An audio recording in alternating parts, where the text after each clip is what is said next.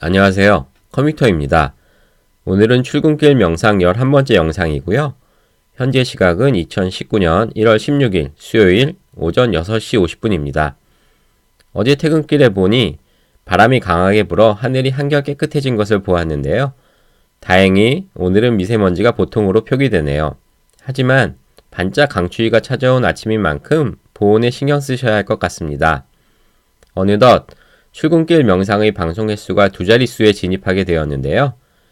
아직까진 시청자 수가 미미하지만 그래도 저 개인적으로는 평일 기준으로 빠짐없이 영상을 업로드하게 되어 저 자신을 칭찬해주고 싶은 마음이 드네요. 이젠 새벽 5시 기상 알람에 힘들지 않고 바로 일어나 준비를 하고 있습니다. 그간 방송 초반임에도 불구하고 한 가지 주제를 계속 이어서 시리즈 형식으로 다루게 되었는데요. 오늘부터는 새롭게 매일매일 제가 이끌리는 텍스트를 인용하여 출근길 명상 프로그램을 진행하려 합니다. 오늘은 불멸의 고전이라는 칭송을 받고 있는 헨리 데이빗 소로우의 월든의 첫 번째 챕터인 숲 생활의 경제학에서 한 단락을 옮겨와 보았습니다. 그럼 이제 시작해 보도록 하겠습니다. 사람들이 찬양하고 성공적인 것으로 생각하는 삶은 단지 한 종류의 삶에 지나지 않는다. 왜 우리는 다른 여러 종류의 삶을 희생하면서까지 한 가지 삶을 과대평가하는 것일까? 내가 월든 호숫가에 간 목적은 그곳에서 생활비를 덜 들여가며 살자거나 또는 호화롭게 살자는 것이 아니라 되도록 누구의 방해도 받지 않고 내 개인적인 용무를 보자는 데 있었다. 시청자 여러분들도 잘 알고 계시겠지만 월든이라는 책에 대해 잠시 말씀드리면 1817년생 미국인 헨리 데이빗 소로우가 28세에 동북부 콩고드 마을 근처 월든 호숫가에 통나무 집을 짓고 약 2년 반의 기간 동안 자급자족하는 숲 생활을 하면서 경험하고 느꼈던 내용들을 저술한 것인데요. 단순한 숲 생활의 기록이 아니라 자연의 예찬인 동시에 문명사회에 대한 풍자이며 그 어떤 것에 의해서도 구속받지 않으려는 한 자주적 인간의 독립선언문이기도 하다라는 평가를 얻고 있습니다. 제가 월든을 접한 것은 아마도 2014년을 맞이하는 겨울이었던 걸로 기억합니다. 우연히 서점에 들렀다가 구입하였는데 다소 방대한 분량과 지루해 보이는 내용 때문에 한동안 제대로 읽어볼 엄두를 못 내다가 신년을 시작하면서 그간 미뤄왔던 숙제를 해치운다는 심정으로 꽤 오랜 시간을 들여 줄을 그어가면서 꼼꼼히 읽었던 것으로 기억합니다.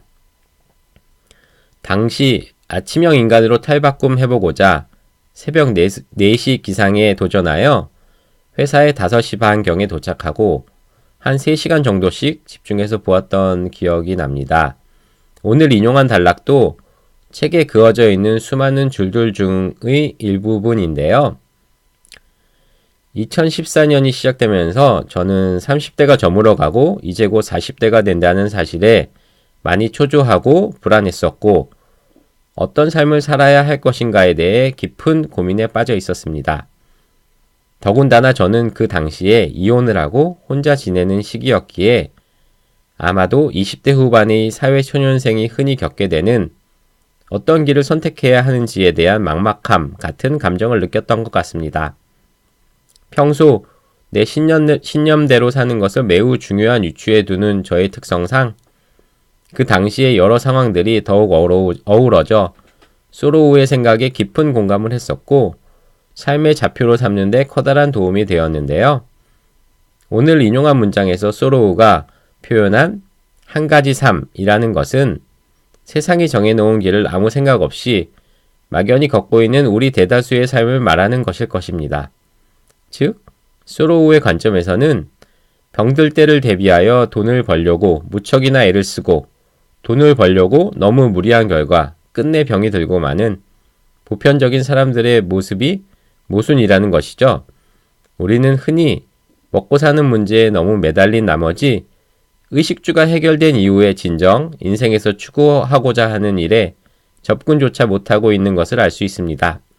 그런데 여기서 중요한 사실은 먹고 사는 문제는 기초적인 생활 조건이 충족된다고 해서 해결되는 것이 아니라 더 잘 먹고 더 편하게 사는 문제로 끊임없이 삶의 최우선 순위로 영원히 지속된다는 것이죠.